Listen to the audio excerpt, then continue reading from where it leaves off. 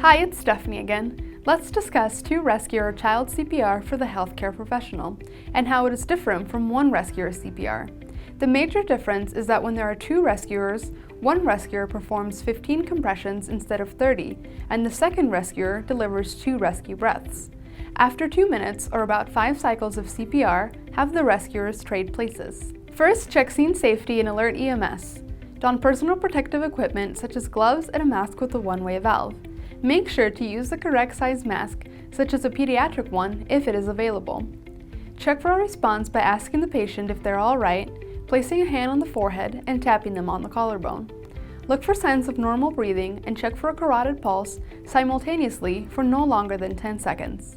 Brachial pulse is better in younger, smaller children. If there is no pulse, have one rescuer begin CPR.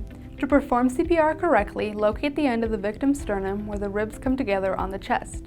Place 2 fingers at the tip of the breastbone and then place the heel of the other hand above the fingers for proper placement. Kneel by the patient's side and give 15 compressions using one hand at a rate of 100 to 120 beats per minute and 1/3 the depth of the chest. The second rescuer kneels by the patient's head, tilts the head and lifts the chin, holding the rescue mask using the CE method.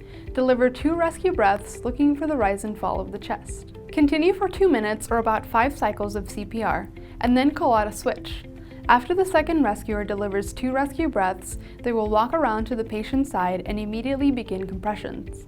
The first rescuer grabs the rescue mask and gets ready to begin rescue breathing. Keep alternating until help arrives, an AED arrives, or the patient becomes responsive. This concludes 2 Rescuer Child CPR. Thank you for watching.